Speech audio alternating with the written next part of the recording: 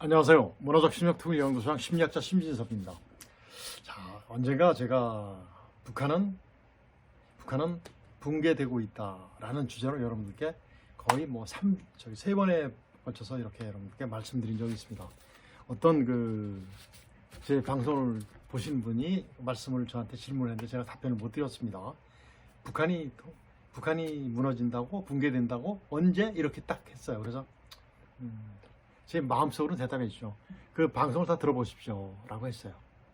그리고 댓글이라든가 이런 거 쓸 때는 그렇게 경박하게 쓰는 게 아닙니다. 정중하게 쓰는 거예요. 제가 이 방송을 준비할 때 얼마나 많은 고심을 하고 준비하겠습니까? 그렇게 경박스럽게 대답할 수 있는 그런 방송 내용이 아닙니다. 그렇게 쓰신 분들도 알고 있을 거예요.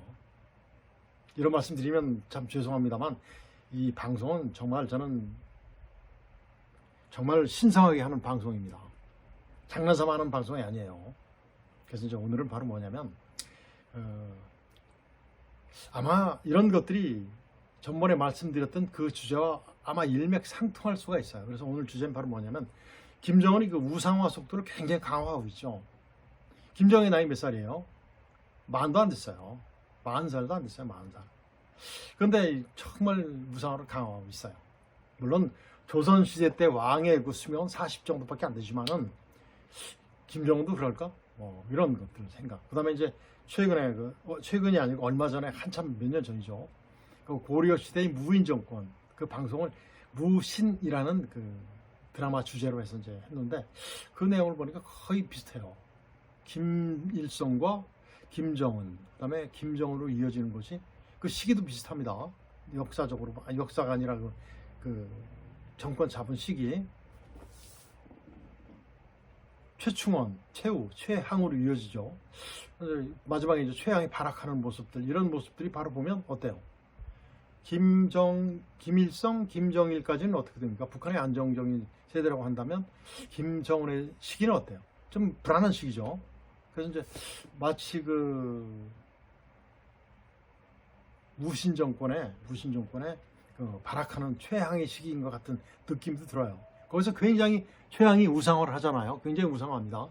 그리고 또 김정은이 또 우상화하는 것이 비슷한 생각이 들었어요. 그래서 보면 이제 오늘 여러분께 말씀드릴 주제는 바로 뭐냐면 김정은이 우상화를 강화하고 있다. 여기서 이제 그 소재거리가 3개가 나오더라고요. 하나 보면 김정은이 어느 공식석상이라든가 이런 데서 막 눈물을 이렇게 보여요. 여러분들 보셨습니까? 그걸 왜 하는가라는 거. 그다음에 그리고 이제 김정은의 이미지를 확대하기 위한 어떤 쇼맨십 같은 거죠. 이제 막 그런 거. 그다음에 김정은의 꼼수. 왜 꼭 그런 정치를 하고 있는가. 그다음에 중국에 대한 의존도 같은 거 이런 것들을 한번 말씀드리고자 합니다. 먼저 김정은의 눈물 정치 모습입니다. 북한에서 김정은에 대한 수령 호칭이 급증하고 있죠. 수령. 뭐예요? 바로 김정일도 수령이라는 말을 잘 안 썼어요. 김일성이가 이제 수령이라는 말을 북한 주민들이 많이 해줬었는데 보면은 이제 김정은을 또 아버지라고 부르는 것, 아버지의 대상, 김정은을 아버지로 부를 수 있는 나이가 몇 살일까요? 그렇죠, 한 10대 이하겠죠. 딸 나와서 얘기한 그 수준 또래의 그 집단들일 겁니다. 그런데 그걸 확대하고 있어. 어떻게? 어디까지? 청년들까지. 정말 그러니까 확대하는 모습들 이런 것들이 바로 그렇다. 그래서 북한 노동신문에서 김정은에 대한 수령 호칭이 금년도에 26번이 나왔대요. 26번. 그 다음에 2020년도부터 이제 본격화되기 시작했는데 2021년도에는 16회, 작년 2022년도에는 23번에 대해서 이제 수령이라는 호칭이 나왔는데 앞에 수식어가 붙겠죠. 걸출한 수령, 그 다음에 인민의 수령, 아주 탁월한 수령, 이런 것. 예를 들면 김정일은 뭘로 불렀죠? 천출명장 이런 식으로 불렀었는데 그 아주 이런 걸출한 탁월한 이런 수식어가 이제 앞에 붙었어요. 40살도 안 된 김정은이를 아버지로 호칭하게 하는 대상이 아동에서 이제 작년도서부터 청년까지 이렇게 확대가 되어가고 있죠. 이것이 바로 뭐냐면 우상화를 강화하는 그 움직임이 이미 증거화돼 있는 거죠. 정말 우리가 봐도 어때요? 그렇죠. 그리고 이제 김정은이가 열병식이라든가 열병식 할 때 이제 흰복장 하고 나오죠. 흰복장은 수령밖에 못합니다. 북한에서 리더밖에 못해요. 그다음에 어디에 나오죠? 이제 공연장 아주 뭐 재밌거나 뭐 아주 이제 그 슬픈 어떤 그런 공연장이라든가 그다음에 장례식장 현지에 다니는 현지 지도 지도할 게 뭐가 있겠습니까? 현지에 가서 구경하는 건데 거기 가서 보면 이제 거기서 눈물이 막 흘리는 거예요. 우리나라 정치인들도 있지만은 그보다도 이제 김정은이가 보여주는 이런 것들이 바로 뭐냐면 일종의 하나의 뭐죠? 그 독재자의 감성 표현하는 거예요. 김정은의 감성을 표현해 주는 거죠. 감성. 그러면 그것을 보고서 그걸 또 굉장히 부추기는 그런 무리들이 또 있죠. 이것은 바로 보여주기 위한 어떤 쇼죠. 쇼죠. 이런 것들. 근데 만일에 이런 김정은의 행태가 한국에서 먹혀 들어갈까요? 안 먹혀 들어가죠. 아버지 수령 말이 됩니까? 물론 먹혀 들어간 사람도 있겠어요. 전번 시간에 말씀드렸던 전번 시간인가 언제 말씀드렸던 그 김정은 참수부대 그 자료를 빼간 그 진짜 매국노 같은 그런 국회의원 보좌관 있지 않습니까? 그런 사람들이라면 또 가능하겠죠. 우리나라의 초등학생에서부터 성인층까지 김정은에 대한 그 아주 반대하는 아주 김정은을 친근하게 여기는 것들이 늘어나고 있다고 쓴 그런 자들에는 가능하겠지만은 정말 가능하지 않은 내용들이죠. 자, 김정은의 이미지를 확대하기 위해서 뭐를 많이 썼죠? 김일성이는 진짜 축지법도 쓰고 막 그랬대요. 저기 평양으로부터 백성까지 가는데 뭐 한나절도 안 걸리고 그만 가고 뭐 그랬다는 그런 축지법 일화 뭐 이런 아주 그 영웅 같은 그 말도 안 되는 전설에 나오는 그러한 내용들이 김일성한테는 많았었지만 그런 내용은 김정은이가 쓰면 북한 주민들도 굉장히 많이 이렇게 업그레이드 됐기 때문에 그럼 안 믿습니다. 그래서 이제 그런 거는 많이 안 쓰지만은 위대한 수령, 아버지, 태양 이런 것들을 많이 써요. 그래서 이제 김일성이나 김정일이 쓰던 그런 모든 것들이 또 여기 이제 김정은까지 이어지는 것 보면 가관입니다. 정말 가관이에요. 그리고 이제 그 수령 호칭 여기서 이제 공개 활동도 57회 금년도에 나왔죠. 물론 다른 애 더 많이 갔습니다. 그런데 그 분야에서도 우리한테 보여주기 위한 대남 심리를 하기 위한 뭐예요? 군사 분야에 약 30회 이상이 공개 활동이 나오죠. 이런 것들이 바로 이제 김정은의 그 이미지를 확대하기 위한 그런 그 꼼수입니다. 꼼수죠. 그다음에 이제 그 김정은의 속내를 보면 김정은은 군사 보위 부분에서 회전문 인사 돌아가면서 하는 거죠.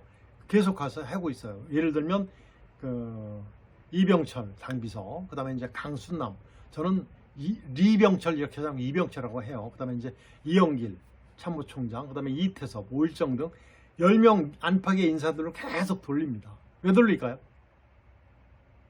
한 군데 오래 했으면 뭐가 생겨요? 그 사람을 추종하는 무리들이 생깁니다. 세력이 생겨요. 세력을 생기지 못하게 하는 그런 것들이 바로 회전문 인사라고 보면 됩니다. 그리고 북한에서는 어떻게 돼요? 어느 사관학교, 이제 북한에 이제 김일성 그 군사대학에서 이제 1, 2, 3등 가면 똑같이 우리나라는 사관학교 하면 소위를 달아주지만 거기는 대개 이제 소위를 달아주는데 중위를 달아주는 경우도 있어요. 또 이제 특히 이제 적공대학에서는 대개 이제 중위를 달아주는데 대위를 달아주는 경우도 있습니다. 왜죠? 같은 동기들도 경쟁력을 삼게 하는 거예요. 그래서 뭐가 세력화를 방지하는 거죠. 그래서 바로 뭐냐면 군부 엘리트가 한 보직에서 계속 있으면 세력 형성이 되는데 그래서 하지 못하게 하는 김정은의 뭐죠? 김정은의 그 속내죠. 근데 무서운 거예요. 그다음에 이제 김정은이 중국에 의존하는 모습이 굉장히 많이 늘어났어요. 2017년도 국제사회에서 북한 제재했는데 작년까지만 해도 어때요? 중국 의존도가 국제사회 의존도 각 나라별로 비교해 봤을 때 대중국 그 의존도가 97%에 가깝습니다. 이런 것들. 그리고 북한에 지금 야간 조명이 더 옛날보다 밝아졌죠. 왜 밝아졌을까요?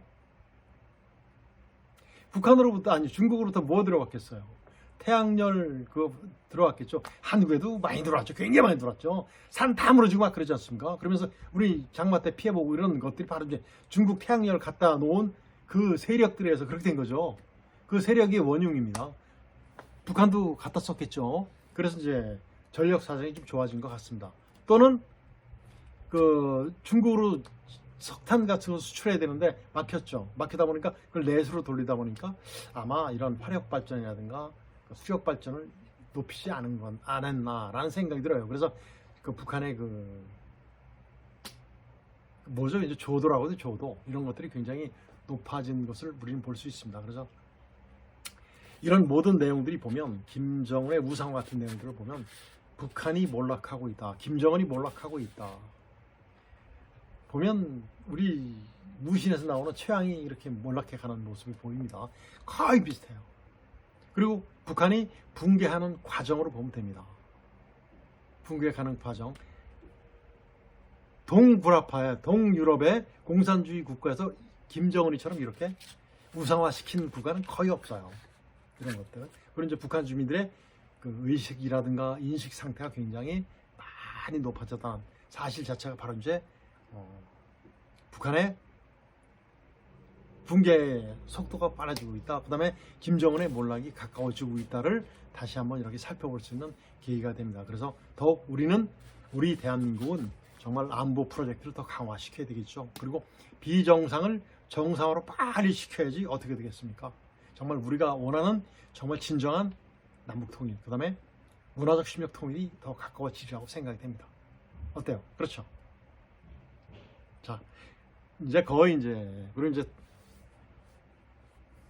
더위도 많이 끝나가리라고 생각이 됩니다. 그래서 빨리 정말 그래도 아침 저녁으로는 밤에는 선선한 그런 가을이 왔으면 좋겠습니다. 오늘 여기서 마치겠습니다. 안녕히 계십시오.